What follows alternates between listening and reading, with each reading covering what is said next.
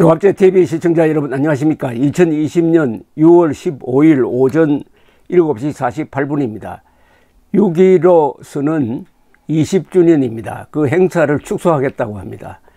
축소하든 말든 6.15 선언은 반역선언입니다. 6.15 선언이 대한민국을 김정은, 김정일 앞에 무릎 꿇리고 이렇게 혼란을 가져온 만악의 근원입니다.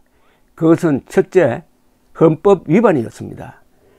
6.15 선언이 14선언을 낳고 14선언이 4.27 선언을 낳고 4.27 선언은 비핵화를 약속한 선언이라고 문재인 정권이 선전했지만은 며칠 전에 북한 요인이 나와가지고 비핵화를 개소리에 비유를 했습니다.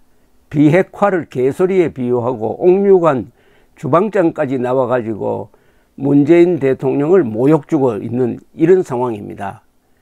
완전히 문재인 정권이 헛짚었습니다. 대북 전단 단속해주면은 북한이 부드럽게 나올 줄 알았는데 그것은 빌미였습니다. 이런 식으로 북한이 하자는 대로 하면은 그러면 김정은이가 문재인 당신 물러나시오 하면은 대통령직에서 물러날 생각입니까? 6.15선언 만악의 근원, 그 연장선상에서 지금 북한은 남북 연락사무소를 폭파시켜버리고 다음 행동은 군사적 도발이 될 것이라는 것을 예고를 했습니다. 그 군사적 도발이 휴전선 서해상의 도발일 수도 있고 SLBM 발사와 같은 그들이 말하는 핵 억지력 강화, 사실은 핵무력 강화 조치일 수도 있으니까 앞으로 11월 대선 때까지, 미국 대선 때까지 긴장 국면, 그것도 군사적 긴장 국면이 계속될 것입니다. 이것이 결코 김정은이가 유리하기 때문은 아니라고 생각을 합니다. 김정은이가 작년 하노이 회담 결렬 이후에 미국으로부터 계속 외면당하고 더구나 코로나 사태까지 겹치면서 그리고 비자금도 줄어들고 하니까 시간이 자기 편이 아니라고 생각할 수도 있습니다. 물론 중국이 뒤에서 먹고 살만한 짐은 이 접경지대 문을 열어주고 있습니다만은 그것만으로는 김정은이가 약속했던 경제강국, 군사강국의 꿈은 이루어지지 않는 것이죠. 자칫 서로 오판을 하면은 최악의 경우에는 핵전쟁으로도 발전할 수 있는 세계에서 가장 위험한 지역이 한반도인데 우리 국민들은 한미동맹의 모든 것을 맡기고 웰빙에 치중하는 이런 행태를 보이고 있습니다. 그 결과로서 지난 총선에서 6.15 노선을 추구했던 이 정권에 압승을 선물했는데 그 결과에 대해서는 유권자들이 책임져야 합니다.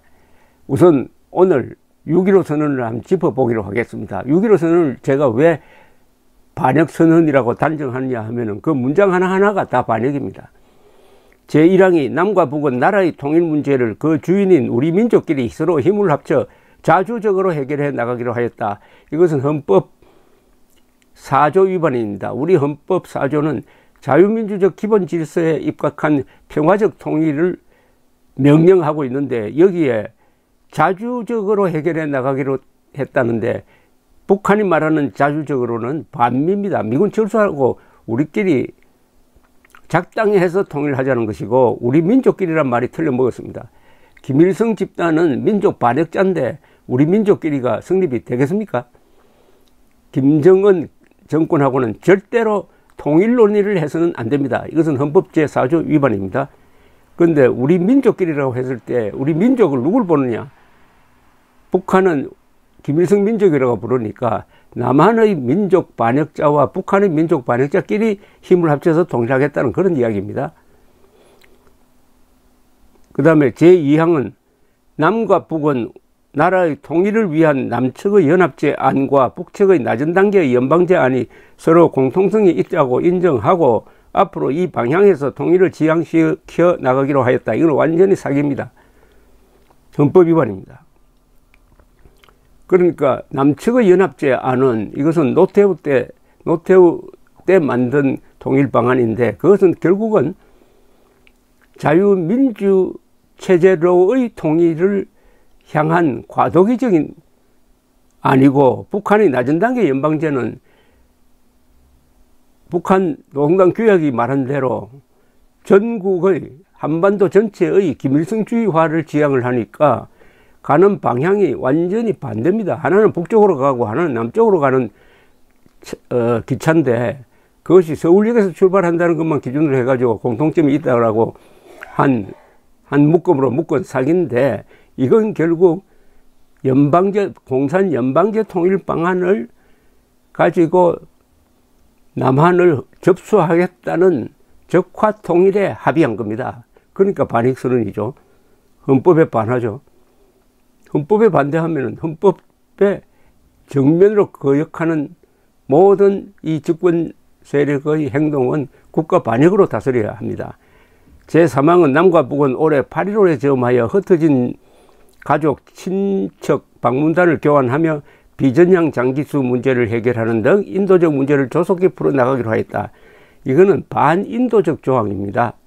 비전향 장기수를 63명이나 보냈는데 국군 포로는 돌아오지 않았고, 흩어진 가족, 친척, 방문단 교환은 하다가 중단되고 말았습니다. 이것은 완전히 거짓말로 밝혀졌습니다. 제4항이 문제입니다.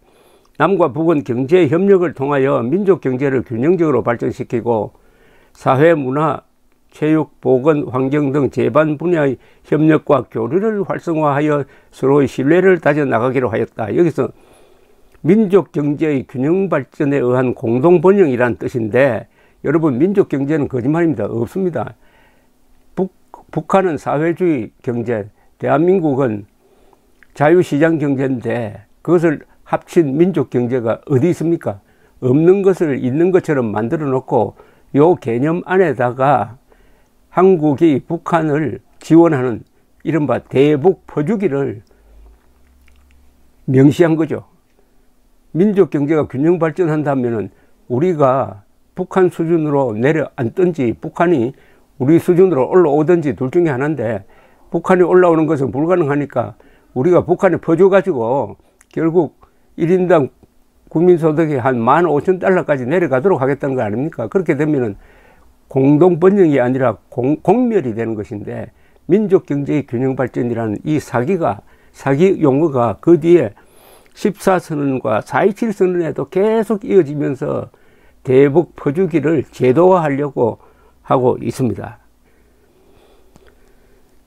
마지막으로 이런 약속이 있었죠. 김대중 대통령은 김정일 국방위원장이 서울을 방문하도록 정중히 초청하였으며, 김정일 국방위원장은 앞으로 적절한 시기에 서울을 방문하기로 했다.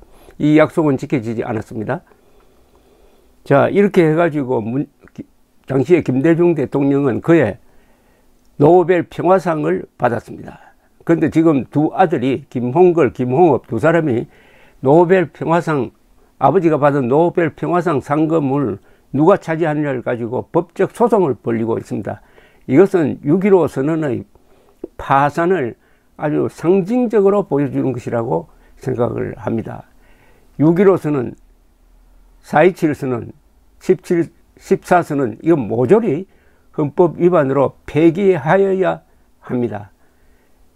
북한은 지키지도 않았습니다. 사기 문서일 뿐만 아니라 그 사기를 약속한 것도 지키지를 않았어요. 그러면 자동적으로 실효된 것인데, 9.19 군사 합의는 수도권 상공에 비행금지구역을 만들므로써 우리에게 치명적인 불이익을 가져다 주는 문서인데, 이런 거 다 이번에 한꺼번에 치워버릴 좋은 찬스가 왔습니다. 왜냐하면 북한이 먼저 이걸 없애겠다고 하니까 우리가 참 기다리면서 말은 못했는데 북한이 찬스를 주고 있습니다. 잘 됐습니다.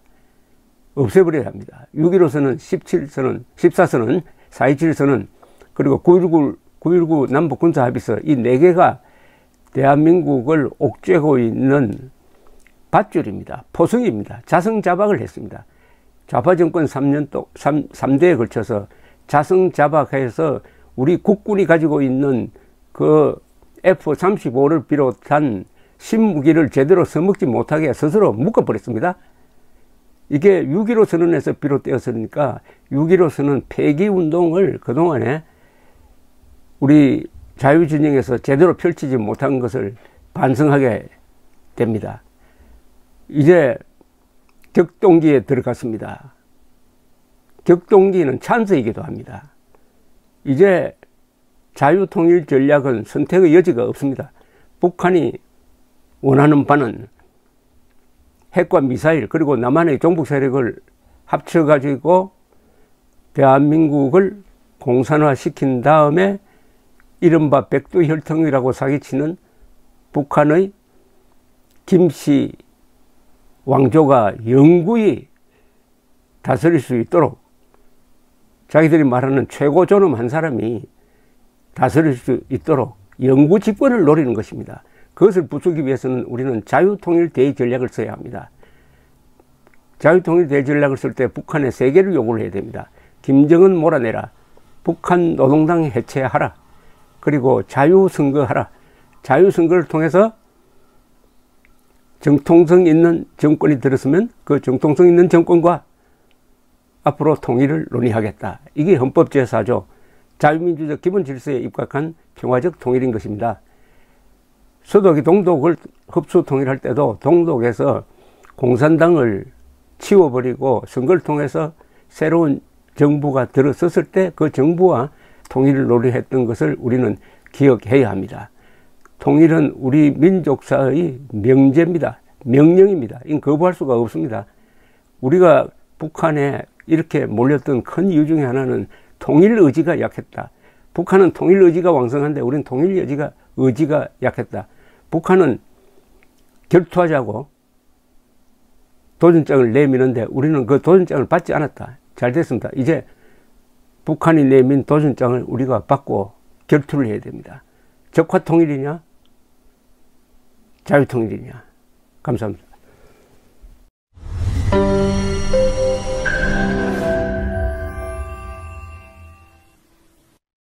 조갑제 TV 시청자 여러분 안녕하십니까. 2020년 새해를 맞아서 조갑제 TV가 새로운 시도를 하겠습니다. 구글에서 제공하는 유튜브 채널 멤버십 제도입니다. 쉽게 말하면 조갑제 TV 회원 제도입니다. 에 대해서 설명을 드리겠습니다. 벌써 조갑제 TV 구독자가 35만 명을 넘어섰습니다. 아이슬란드 인구와 같게 되었으니까 앞으로 이 커뮤니티를 활성화하고 상방향 소통을 강화하기 위한 제도입니다. 구독 버튼 옆에 있는 가입 버튼을 눌러주시기 바랍니다. 이 채널 멤버십 제도는 유료입니다. 유료인데 등급을 세 등급으로 나누어서 특혜를 드리는데 구별이 있습니다. 조갑제 TV 첫째 친구 월 12,000원 내시는 분들을 친구라고 부르기로 했습니다. 이분들에게는 회원 전용 동영상을 제공을 합니다. 별명을 조갑제가 답한다 라고 했습니다. 논란이 되는 사실 등에 대해서 저에게 질문을 해주시면은 제가 성실하게 답을 하는 동영상입니다. 그 다음 등급이 동지입니다. 동지는 월 3만원 내시는 분입니다. 동영상을 선공개하는 혜택을 추가하기로 했습니다. 앞에 회원 전용 동영상은 기본적으로 받으시는 것이고 동영상 선공개 미리 궁금한 동영상을 보실 수 있도록 하겠습니다. 세 번째가 월 6만원 내시는 분들을 전우라고 이름을 붙였습니다. 이분들에게는 친구 동지들이 누리는 혜택 플러스 이 전우에 가입하신 분들의 성함을 물론 필명이겠죠. 언급을 하고 조갑제의 교양 강좌 동영상을 보실 수 있도록 하겠습니다. 단연간의 취재 경험을 토대로 한국 현대사의 비화라든지 세계사 산책, 여행 가이드 등 깊이 있는 정보를 제공하도록 하겠습니다. 그리고 친구, 동지, 전우 분들에게는 배지가 제공됩니다. 여러분들의 성함 옆에 붙어서 색깔이 바뀝니다. 한 달, 두 달, 6달 이런 식으로 회비를 내는 기간에 따라서 색깔이 바뀌는 디지털 배지를 제공해 드립니다. 여기 회원에 가입하지 않는 분들에게는 불이익이 없습니다. 지금처럼 무료로 동영상을 시청할 수 있습니다. 여기 동영상 가입 절차는 별도의 공지를 참고해 주시기 바랍니다. 감사합니다. 구독 버튼 옆에 있는 가입 버튼을 눌러 주시기 바랍니다.